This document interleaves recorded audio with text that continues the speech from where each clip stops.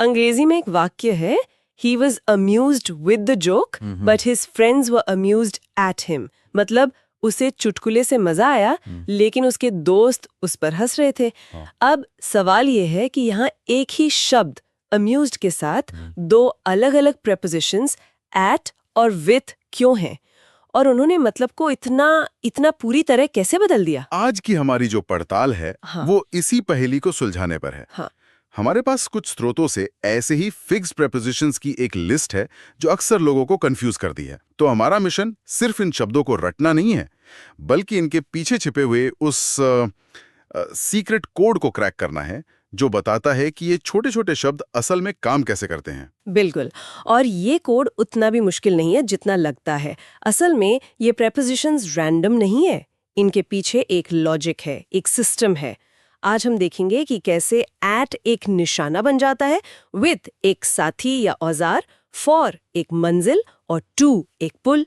जब हम इस सिस्टम को समझ लेंगे तो ये नियम याद नहीं करने पड़ेंगे, ये खुद ब खुद समझ आने लगेंगे। चलिए तो फिर कोड ब्रेकिंग शुरू करते हैं। सीधा उसी वाक्य पर आते हैं जिसने हमें उलझाया, अम्यूज एट और अम्यूज विद। एक का मतलब मजाक उड़ाना है और दूसरे का मनोरंजन करना। इसमें इतना बड़ा फर्क कैसे आ गया? सारा खेल एट और विद के मूल स्वभाव का है। यहाँ एट का इस्तेमाल किसी चीज को टारगेट या निशाना बनाने के लिए होता है। जब आप किसी पर निशाना साधते हैं तो आप एट का इस्तेमाल करते हैं, जैसे throw a ball at the wall या शाउट एट समवन। तो जब दोस्त अम्यूज्ड एट हिम हुए तो वो बेचारा उनकी हंसी का निशाना बन गया था। अच्छा, हाँ बिल्कुल। तो लाफ एट समवन में भी यही लॉजिक है, वो व्यक्ति आपकी हंसी का टारगेट है। मैंने इन दोनों को कभी ऐसे जोड़कर नहीं देखा था। तो फिर अम्यूज विद में विद क्या कर रहा है? विद का मतलब है के साथ। ये किसी चीज को एक साधन, एक टूल या एक साथी के तौर पर दिखाता है। जब आप कहती हैं अम्यूज्ड विद द जोक, तो यहाँ जोक मनोरंजन का एक जरिया है, साधन है। आप जोक के साथ मनोरंजन कर रही हैं, जोक पर नहीं। सोचिए, आप किसी बच्चे को खिलौनों से बहला रही हैं, तो आप कहेंगी amuse the child with toys. खिलौने साधन है, निशाना नहीं। यही बारीक सा फर्क मतलब को जमीन आसमान पर ले जाता है। अरे वाह, ये तो भाषा के अंदर छिपे एक डिजाइन पैटर्न जैसा है। एक मिनट, अगर एट का मतलब निशाना है तो क्या ये नियम सिर्फ मजाक उड़ाने तक ही सीमित है या गुस्से जैसी भावनाओं पर भी लागू होता है? कमाल का सवाल है, और इसका जवाब है हाँ, ये एक बड़ा पैटर्न है। चलिए एंग्री शब्द को देखते हैं जो हमारी लिस्ट में भी है। इसके लिए नियम है एंग्री विद अ पर्सन और एंग्री एट अ सिचुएशन। हाँ, ये मैंने सुना है, पर कभी इसके पीछे का लॉजिक नहीं समझा। लोग कहते हैं कि इंसानों के लिए विद और चीजों के लिए एट लगाओ, पर क्यों? आपके पिछले पॉइंट से इसका जवाब निकलता है। सोचिए, आप ट्रैफिक में फंसी हैं और अपनी कार के डैशबोर्ड पर चिल्ला रही हैं, I am angry at this traffic. आप ट्रैफिक को अपना निशाना बना रही हैं, अपनी फ्रस्ट्रेशन का टारगेट। ट्रैफिक आपसे पलटकर बहस नहीं कर सकता, ये एक तरफा गुस्सा है। ठीक है, समझ गई। ट्रैफिक एक बेजान टारगेट है। बिल्कुल, लेकिन अगर आपका दोस्त जो बगल में बैठा है आपको गलत रास्ता बता दे तो आप कहेंगी I am angry with you. क्यों? क्योंकि यहां रिश्ता दो तरफा है। विद का मतलब है के साथ। आप उस दोस्त के साथ नाराज है, आप उससे बहस कर सकती हैं, उससे जवाब मांग सकती हैं। वो सिर्फ एक टारगेट नहीं है, वो उस स्थिति में एक भागीदार है। तो एड एक तरफा गुस्से के लिए है और विद दो तरफा नाराजगी के लिए। ये तो कमाल है। मतलब प्रेपोजिशन सिर्फ शब्द नहीं बल्कि रिश्ते की परिभाषा भी तय कर रहा है कि हमारा रिश्ता किसी व्यक्ति के साथ है या किसी बेजान चीज के साथ। और मुझे लगता है हमारी लिस्ट में एक और शब्द है, अनॉय। उस पर भी यही पैटर्न लागू होता होगा। अनॉय with a person, अनॉय at a thing. एकदम सही, आप पैटर्न पकड़ चुकी हैं। आप किसी की आदतों से परेशान होती हैं तो कहेंगी अनॉयड विद हिम, क्योंकि आप उस व्यक्ति से इंटरैक्ट कर रही हैं। लेकिन आप खराब मौसम पर परेशान हैं तो कहेंगी annoyed at the bad weather, क्योंकि मौसम आपकी परेशानी का एक बेजान टारगेट है। जब आप इन पैटर्न्स को पहचानने लगती हैं तो अंग्रेजी सीखना रटने का काम नहीं बल्कि एक जासूसी का काम बन जाता है। तो एट और विद हमें लक्ष्य और रिश्ते का फर्क बताते हैं। ये तो साफ हो गया। अब देखते हैं कि कैसे कुछ प्रीपोजिशंस हमें दिशा दिखाते हैं, किसी मंजिल की तरफ ले जाते हैं। हमारी लिस्ट में अगला है एम्बिशन फॉर। यहाँ फॉर का क्या काम है? यहाँ फॉर सिर्फ एक शब्द नहीं है, ये एक तरह का जीपीएस है जो आपके एक्शन की मंजिल तय करता है। जब आप कहती हैं एम्बिशन फॉर सक्सेस, तो फॉर ये बता रहा है कि आपकी महत्वाकांक्षा किस दिशा में जा रही है, उसका अंतिम लक्ष्य क्या है। सफलता आपकी मंजिल है। ये भाषा का वो क्या कहते हैं, एक छिपा हुआ नक्शा है जो हमें बताता है कि हम कहाँ जा रहे हैं। यानी फॉर भविष्य में किसी लक्ष्य की ओर इशारा करता है। और इसी से जुड़ा हमारी लिस्ट में एक और शब्द है अमीनेबल टू। इसका मतलब है किसी बात पर सहमत होने को तैयार। यहाँ टू लगा है। ये फॉर से कैसे अलग है? बहुत अच्छा पॉइंट है। अगर फॉर बाहर की ओर किसी दूर के लक्ष्य की ओर इशारा करता है, तो टू यहाँ अंदर की ओर किसी विचार को ग्रहण करने की दिशा दिखाता है। जब कोई कहता है I am amenable to your suggestion, तो इसका मतलब है कि वो आपके सुझाव के प्रति खुला है, उसे स्वीकार करने की ओर झुक रहा है। तो एम्बिशन फॉर एक बाहरी लक्ष्य की ओर दौड़ है, जबकि अमीनेबल टू किसी विचार को अपने अंदर आने देने की स्वीकृति है। दोनों दिशा दिखाते हैं, पर एक बाहर की ओर, दूसरा अंदर की ओर। दिशा दिखाने के अलावा क्या ये छोटे शब्द दो बिल्कुल अलग-अलग चीजों को जोड़ने का काम भी करते हैं? जैसे हमारी लिस्ट में एक शब्द है एनालोगस टू, जिसका मतलब है के समान। बिल्कुल। यहाँ तो एक पुल की तरह काम कर रहा है। ये दो ऐसी चीजों को जोड़ता है जो शायद सतह पर अलग दिखें, पर उनमें कोई गहरी समानता हो। जैसे हम कह सकते हैं कि इंसान का दिल एक पंप के समान है। The human heart is analogous to a pump. यहां तो दिल और पंप के बीच एक वैचारिक पुल बना रहा है, उनकी समानता को उजागर कर रहा है। ये सिर्फ तुलना नहीं है, ये दो दुनियाओं के बीच एक कनेक्शन बना रहा है। कमाल है। मतलब हमने अब तक देखा कि प्रेपोजिशंस टारगेट दिखाते हैं, रिश्ते परिभाषित करते हैं, दिशा बताते हैं और अब कनेक्शन भी बना रहे हैं।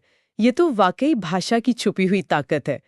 चलिए अब हमारी लिस्ट की आखिरी और शायद सबसे दिलचस्प जोड़ी पर आते हैं, आंसर बाय और आंसर फॉर। यहाँ तो एक प्रेपोजिशन मतलब को पूरी तरह पलट देता है। हाँ, और ये सबसे बेहतरीन उदाहरण है कि इन छोटे शब्दों को नजरअंदाज करना कितनी बड़ी गलती हो सकती है। पहले आंसर बाय को देखते हैं। यहाँ बाय हमें कैसे का जवाब देता है, ये प्रक्रिया या माध्यम बताता है। प्लीज आंसर बाय ईमेल, मतलब ईमेल के द्वारा जवाब दें। He answered bye nodding his head, मतलब उसने सिर हिलाकर जवाब दिया। ये सिर्फ तरीका बता रहा है। ठीक है, बाय मतलब किस जरिए से, ये सीधा और सरल है। लेकिन आंसर फोर का मतलब है किसी चीज के लिए जवाबदेह होना। ये तो बहुत गंभीर मतलब है। और यहीं फॉर की ताकत दिखती है। याद है हमने एम्बिशन फॉर में फॉर को लक्ष्य या मंजिल बताया था। यहां भी फॉर एक तरह से परिणाम या जिम्मेदारी की ओर इशारा कर रहा है। जब कोई कहता है you will have to answer for your actions, तो इसका मतलब है कि आपके कर्मों का जो परिणाम है उसकी जिम्मेदारी आपको लेनी होगी। यहां आंसर का मतलब सिर्फ बोलना नहीं है, बल्कि हिसाब देना है, जिम्मेदार ठहरना है। मुझे याद है मैं हमेशा आंसर फॉर और आंसर टू में कंफ्यूज रहती थी। एक बार मेरे बॉस ने कहा था you will answer to me for your actions, और मैं सोच में पड़ गई कि इसमें दो दो प्रेपोजिशंस क्यों हैं। ये क्लासिक कंफ्यूजन है, और अब आप इसका कोड क्रैक कर सकती हैं। आंसर टू मी का मतलब है कि आपकी रिपोर्टिंग अथॉरिटी मैं हूं, आपको मुझे जवाब देना है। टू यहां एक कनेक्शन दिखा रहा है आपके और बॉस के बीच। और आंसर फॉर योर एक्शंस का मतलब है कि आपके कर्मों की जिम्मेदारी आपकी है। फॉर यहां जिम्मेदारी की ओर इशारा कर रहा है। तो आपके बॉस कह रहे थे जिम्मेदारी तुम्हारी है और हिसाब मुझे देना होगा। देखिए कैसे दो छोटे शब्दों ने पूरे पावर स्ट्रक्चर को परिभाषित कर दिया। सिर्फ रटने वाले नियम नहीं है, ये तो भाषा के वो सीक्रेट एजेंट है जो दिशा, निशाना, रिश्ते, साधन और जिम्मेदारी जैसे बड़े बड़े काम चुपचाप करते रहते हैं। हमारी शुरुआती पहेली अम्यूज्ड एट और अम्यूज्ड विथ अब एक पहेली नहीं लगती। बिल्कुल, वो अब एक सिस्टम का हिस्सा लगती है। इसका मतलब यह है कि भाषा सिर्फ शब्दों का ढेर नहीं है, बल्कि संबंधों का एक बहुत ही जटिल और खूबसूरत जाल है। और ये छोटे छोटे प्रेपोजिशंस उस जाल के सबसे मजबूत धागे हैं। वे हमें बताते हैं कि चीज़ें, लोग और विचार एक दूसरे से कैसे जुड़ते हैं, एक दूसरे पर कैसे असर डालते हैं। जब हम इन धागों को समझना शुरू करते हैं तो हम सिर्फ भाषा नहीं सीखते, बल्कि दुनिया को देखने का, रिश्तों को समझने का एक नया नजरिया सीखते हैं। तो आज की इस बातचीत का निचोड़ ये है कि अगली बार जब कोई प्रीपोजिशन परेशान करे तो उसे रटने के बजाय उसके पीछे के लॉजिक, उसके छिपे हुए काम को पकड़ने की कोशिश करनी चाहिए। सही कहा। और अंत में हमारे सुनने वालों के लिए सोचने के लिए एक सवाल छोड़ जाते हैं। हमारे स्रोतों के मुताबिक ये नियम फिक्स्ड यानी तयशुदा हैं। लेकिन भाषा तो एक बहती नदी की तरह है जो हमेशा बदलती रहती है। तो क्या भविष्य में ये नियम भी बदल सकते हैं? क्या कभी ऐसा हो सकता है कि एंग्री एट अ पर्सन कहना आम हो जाए? और अगर ऐसा हुआ तो ये हमारे आपसी संवाद और रिश्तों को समझने के तरीके को कैसे प्रभावित करेगा? ये सिर्फ ग्रामर का सवाल नहीं है, ये हमारे सोचने के तरीके के विकास का सवाल है। वोकैबुलरी के सबसे कंफ्यूजिंग लेकिन सबसे स्कोरिंग हिस्सों में से एक है होमोनिम्स और होमोफोन्स।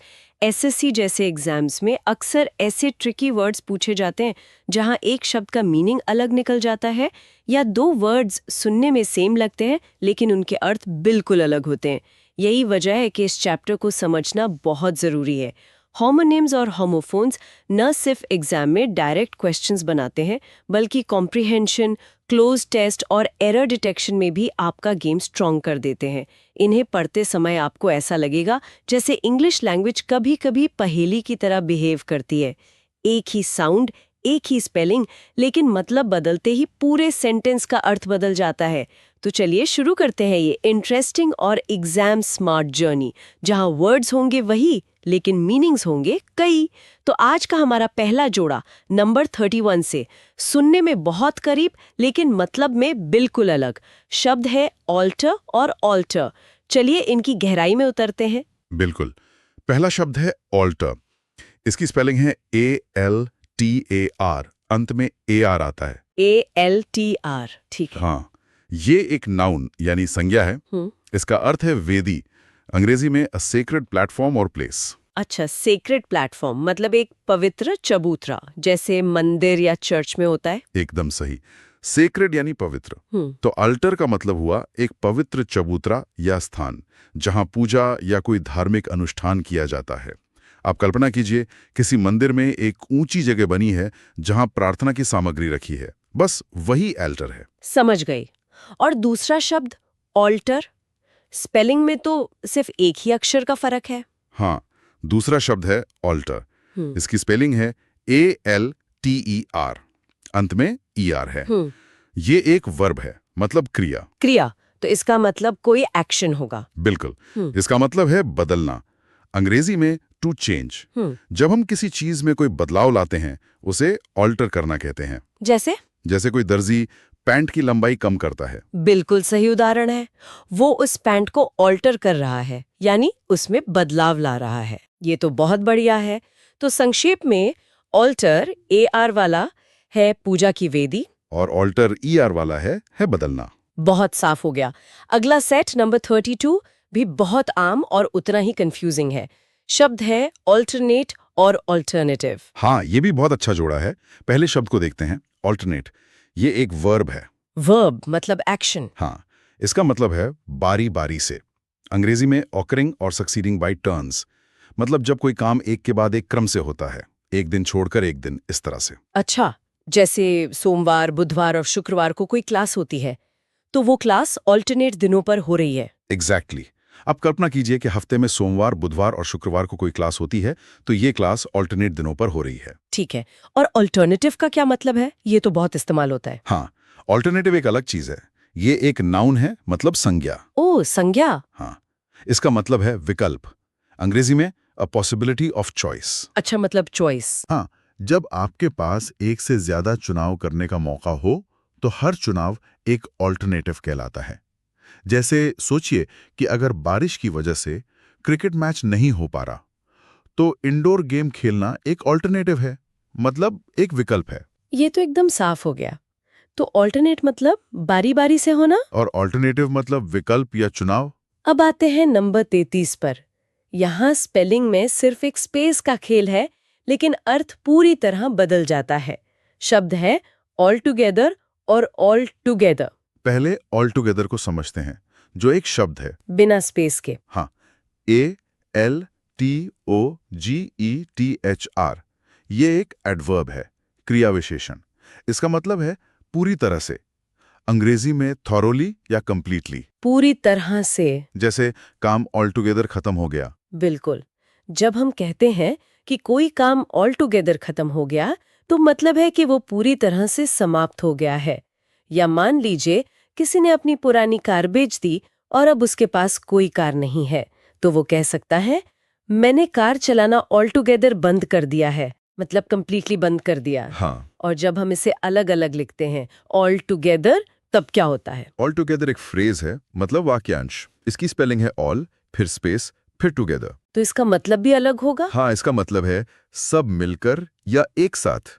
अंग्रेजी में everyone everything in one place, जब लोगों का या चीजों का समूह एक ही जगह पर एक साथ हो। अच्छा, जैसे क्लास के सारे छात्र पिकनिक पर एक साथ गाना गा रहे हैं। एकदम सही, they are singing all together.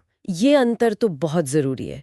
तो संक्षेप में ऑल टुगेदर जो एक शब्द है, उसका मतलब है पूरी तरह से। और ऑल टुगेदर जो दो शब्द हैं, उसका मतलब है सब मिलकर एक साथ। ठीक है, अब नंबर 34 पर भी ऐसा ही एक जोड़ा है, ए लॉट और अलॉट, सुनने में लगभग एक जैसा। हाँ, पहले बात करते हैं ए लॉट की। ये एक फ्रेज है। दो शब्दों वाला, ए स्पेस लॉट। बिल्कुल, ए स्पेस लॉट।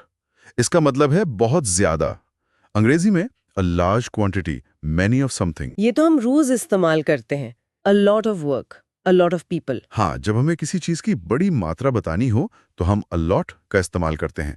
जैसे आप कह सकती हैं कि मेरे पास पढ़ने के लिए अ लॉट ऑफ बुक्स हैं। ठीक है, और दूसरा शब्द एलॉट, तो अलॉट एक शब्द है और इसका मतलब बिल्कुल अलग है। ये एक वर्ब है, क्रिया। मतलब फिर से एक एक्शन। हाँ, इसकी स्पेलिंग है ALLOT। इसका मतलब है आवंटित करना या बांटना। अंग्रेजी में टू डिवाइड और पोर्शन आउट। अच्छा, बांटना। हाँ, जैसे किसी को कोई काम सौंपना। बिल्कुल। जब किसी बड़ी चीज को हिस्सों में बांटकर अलग अलग लोगों या कामों के लिए दिया जाता है, उसे अलॉट करना कहते हैं। जैसे एक मैनेजर अपनी टीम के सदस्यों को काम बांट रहा है, वो हर सदस्य को एक टास्क अलॉट कर रहा है। समझ गए। तो अलॉट जो दो शब्द है, मतलब बहुत ज्यादा। और अलॉट जो एक शब्द है, मतलब आवंटित करना या बांटना। बिल्कुल। और आज का हमारा आखिरी सेट नंबर 35 है, एंजल और एंगल। यहां भी स्पेलिंग में बस अक्षरों की जगह बदली है। बिल्कुल, GEL और GLE का खेल है। पहला शब्द है एंजल, स्पेलिंग है ANGEL। GEL। हाँ, ये एक नाउन है, संज्ञा। इसका अर्थ है फरिश्ता या देवदूत। अंग्रेजी में अ सुपरनैचुरल बीइंग या फिर अ गुड पर्सन। अच्छा, तो ये किसी बहुत अच्छे और दयालु इंसान के लिए भी इस्तेमाल होता है। हाँ, जैसे कोई ऐसा व्यक्ति जिसने आपकी बहुत मदद की हो, वो आपके लिए एक एंजल की तरह है। या फिर कहानियों में पंखों वाले देवदूत की तस्वीर दिमाग में लाइए, वही एंजल है। ठीक है, और दूसरा शब्द? एंगल। दूसरा शब्द है एंगल, ANGLE। यहाँ L और E की जगह बदल गई है। GLE। हाँ, ये भी एक नाउन है। इसका मतलब है कोण। अंग्रेजी में अ shape made by joining two straight lines. जैसे गणित में होता है 90 डिग्री का कोण। बिल्कुल। या फिर एक कमरे के कोने को देखिए, जहां दो दीवारें मिलती हैं, वहां एक एंगल बनता है। ये तो स्पष्ट है। तो संक्षेप में एंजल GEL वाला है फरिश्ता, और एंगल GLE वाला है कोण। तो आज हमने देखा कि कैसे उच्चारण में हल्की सी समानता या स्पेलिंग में छोटा सा बदलाव शब्दों के अर्थ को पूरी तरह से बदल सकता है। ये सिर्फ शब्द नहीं है, ये भाषा की खूबसूरती और उसकी जटिलता का प्रतीक है। यहाँ एक विचार आता है। आज हमने शब्दों के बीच के अंतर को समझा, पर क्या कभी ये सोचा है कि बातचीत में सही शब्द का इस्तेमाल न करने से विचारों के आदान प्रदान में कितना बड़ा एंगल यानी कोण बन सकता है? एक गलत शब्द सही इरादे को भी गलत दिशा दे सकता है। अगली बार कुछ भी लिखने या बोलने से पहले इस पर जरूर गौर कीजिएगा। चलिए, आज इंग्लिश के एक ऐसे हिस्से की बात करते हैं जो मतलब बहुत लोगों को परेशान करता है, फ्रेजल वर्ब्स। हाँ, देखने में सिंपल लगते हैं, पर मतलब में काफी कंफ्यूजिंग हो सकते हैं। तो आज इसी कंफ्यूजन को दूर करने की कोशिश करेंगे। बिल्कुल, और खास तौर पे जब एक ही वर्ब जैसे ब्रेक, उसके साथ अलग अलग छोटे छोटे शब्द जुड़ते हैं और दर्जनों नए मतलब बना देते हैं। सही, ये भाषा के साथ खेलने जैसा है, जैसे शब्दों के लेगो ब्लॉक्स हों। लेगो फॉर लैंग्वेज। अरे वाह, मुझे ये पसंद आया। आज हमारे पास ऐसे ही कुछ ब्लॉक्स की एक सूची है, नंबर 61 से 70 तक। और हमारा मकसद सिर्फ इन्हें रटना नहीं है, बल्कि इनके पीछे का जो लॉजिक है उसे समझना है। बिल्कुल। तो पहला ब्लॉक है नंबर 61, ब्रेस फॉर।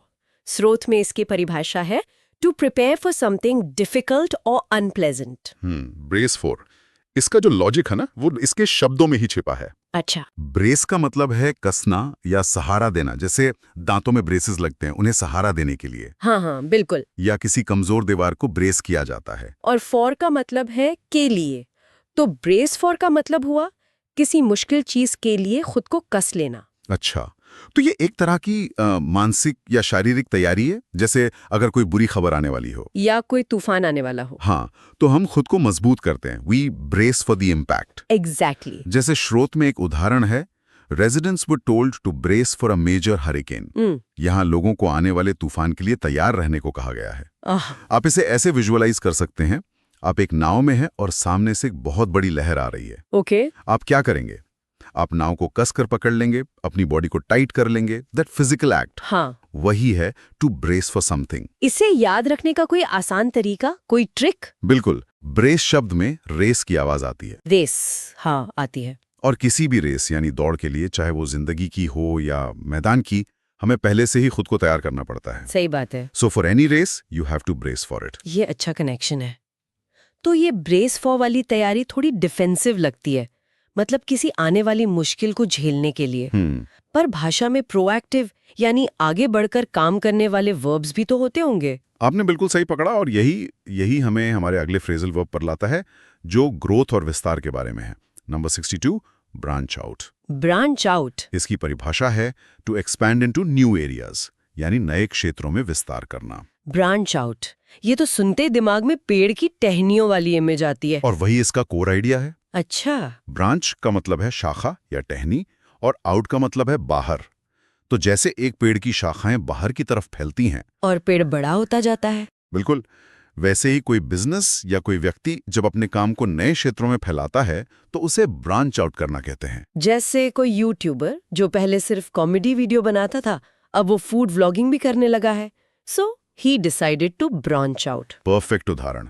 या मान लीजिए एक बेकरी जो सिर्फ केक बनाती थी, अब उसने कॉफी और सैंडविच भी बेचना शुरू कर दिया है। The bakery decided to branch out. और इसकी ट्रिक भी सीधी होगी फिर तो। हाँ, बिजनेस की नई ब्रांच, आउट बाहर, किसी नए शहर में खोलना, इसी को तो कहते हैं ब्रांच आउट करना। इसी से जुड़ा हुआ अगला है नंबर 63, ब्रांच आउट इनटू।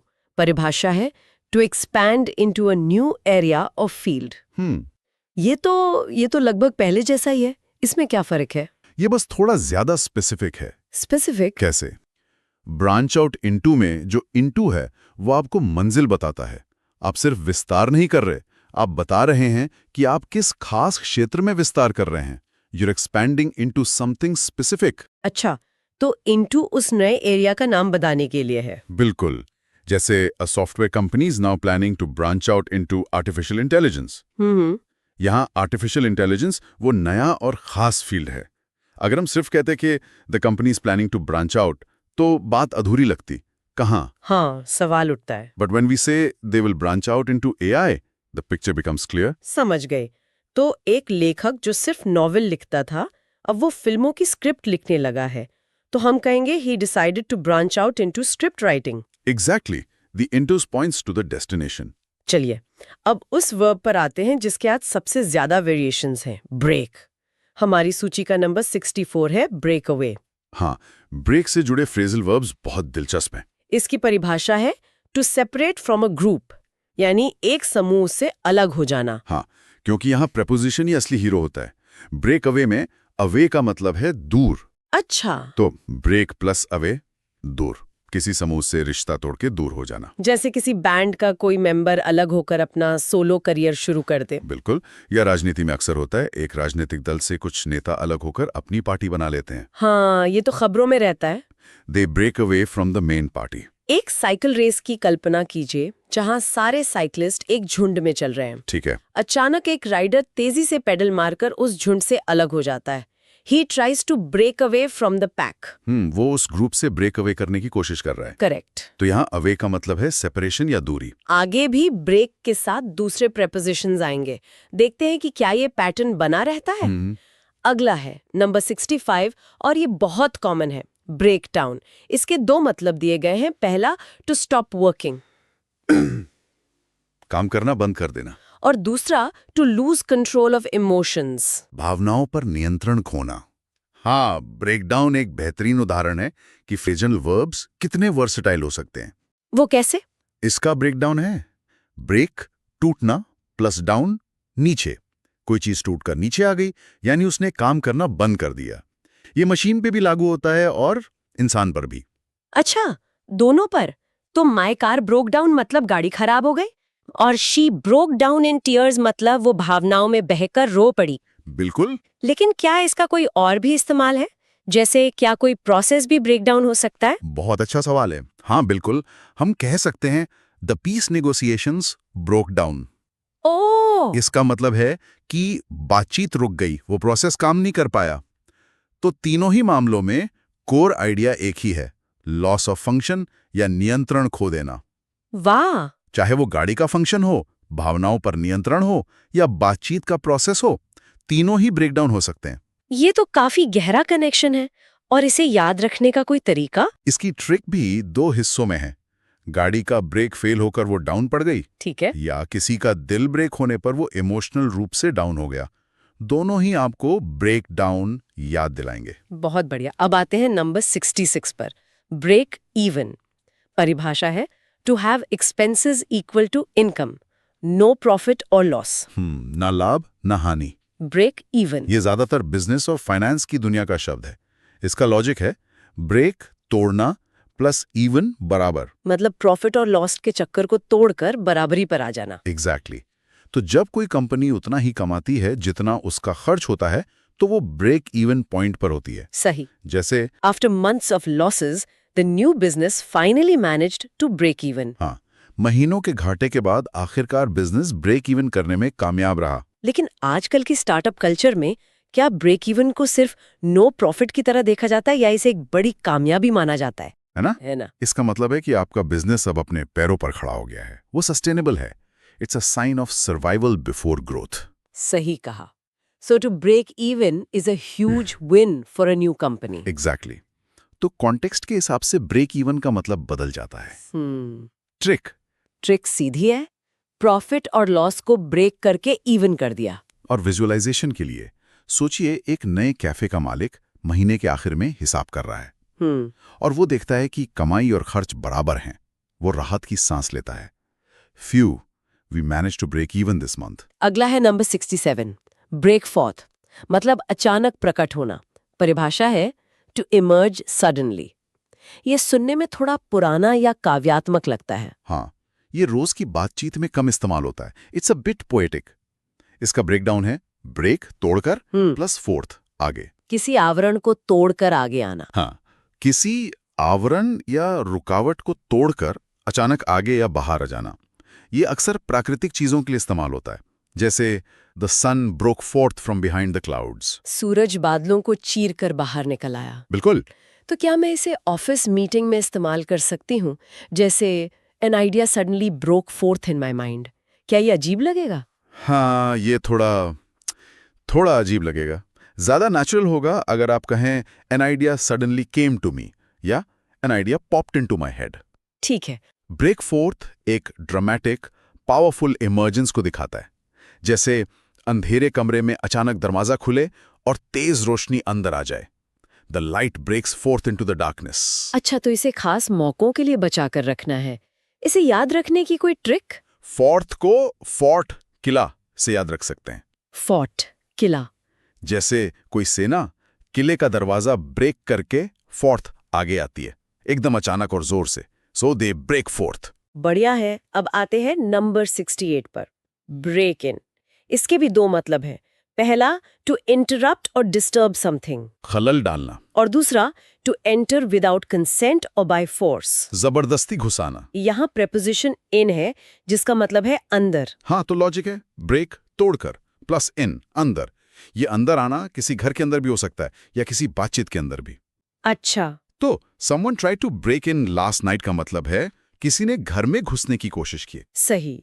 और sorry to break in but I have a message का मतलब है बातचीत में दखल देने के लिए माफी। बिल्कुल। So you can break into a house और you can break in on a conversation. लेकिन क्या बातचीत में ब्रेक इन करना हमेशा नेगेटिव होता है? नहीं, जरूरी नहीं।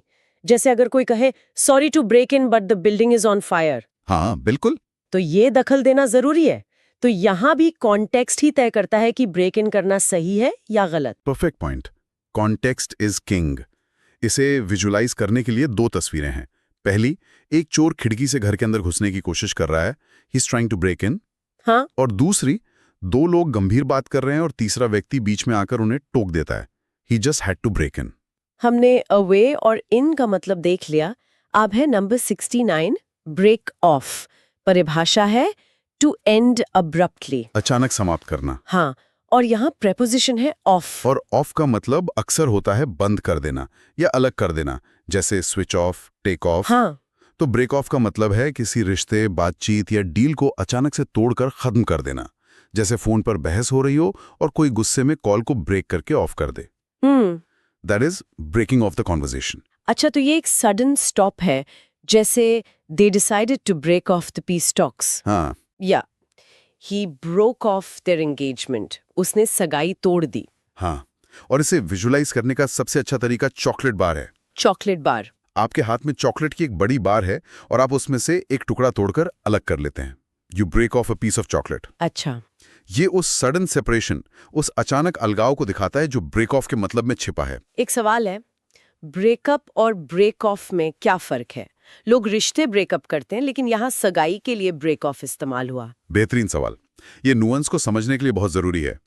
ब्रेकअप ज्यादातर रोमांटिक रिलेशनशिप्स के लिए इस्तेमाल होता है और ये एक प्रोसेस हो सकता है, लेकिन ब्रेक ऑफ ज्यादा फॉर्मल या सडन होता है। देश नेगोशिएशंस ब्रेक ऑफ करते हैं, लोग एंगेजमेंट ब्रेक ऑफ करते हैं। इसमें एक तरह की औपचारिकता और अचानक खत्म करने का भाव है। जबकि ब्रेकअप ज्यादा पर्सनल और इमोशनल लगता है। एग्जैक्टली। ये बहुत काम की जानकारी है। और आज का आखिरी है नंबर 70, ब्रेक ओपन। परिभाषा है to force something to open, यानी किसी चीज को जबरदस्ती खोलना। हाँ, ये सबसे सीधा फ्रेजल वर्ब है। ब्रेक तोड़ना प्लस ओपन खोलना। मतलब किसी चीज को बल लगाकर तोड़कर खोलना। बिल्कुल। जब कोई चीज सामान्य तरीके से ना खुले तब उसे ब्रेक ओपन किया जाता है। जैसे पुलिस दरवाजा तोड़कर खोलती है। The fire fighters had to break open the door. हाँ, बिल्कुल। या सोचिए कि कोई व्यक्ति एक नारियल को पत्थर पर मारकर उसे ब्रेक्स ओपन कर रहा है ताकि उसके अंदर का पानी पी सके। हाँ, you have to break open the coconut to get to the water. इसकी ट्रिक तो इसके नाम में ही है, ब्रेक करके ओपन करना। तो ये थे आज के 10 फ्रेजल वर्ब्स, ब्रेस फॉर से लेकर ब्रेक ओपन तक। आज की बातचीत से एक बात तो साफ है, प्रपोजिशन ही असली स्टार है। डाउन का मतलब है लॉस ऑफ फंक्शन, अवे का मतलब है सेपरेशन, इनका मतलब है एंट्री, और ऑफ का मतलब है सडन स्टॉप। ये एक पैटर्न है जिसे हम शायद दूसरे फ्रेजल वर्ब्स पर भी लागू कर सकते हैं। आपने बिल्कुल सही सारांश निकाला। ये सिर्फ शब्द याद करना नहीं है, ये उस लॉजिक को समझना है। फ्रेजल वर्ब्स भाषा को ज्यादा स्वाभाविक और एक्सप्रेसिव बनाते हैं। और यहीं पर मैं एक सवाल छोड़कर जा रही हूँ। बताइए। क्या फ्रेजल वर्ब्स भाषा सीखने वालों के लिए इसे आसान बनाते हैं क्योंकि ये अभिव्यक्ति में गहराई लाते हैं, या इसे और ज्यादा मुश्किल बनाते हैं क्योंकि इनके कई मतलब हो सकते हैं और ये कॉन्टेक्स्ट पर बहुत ज्यादा निर्भर करते हैं? ये वाकई एक दिलचस्प सवाल है। क्या ये एक शॉर्टकट है या एक मेज? इस पर सोचने के लिए सभी को छोड़ते हैं। इस गहरी चर्चा में शामिल होने के लिए सभी का धन्यवाद। Please subscribe to the channel and please like the video. Thank you.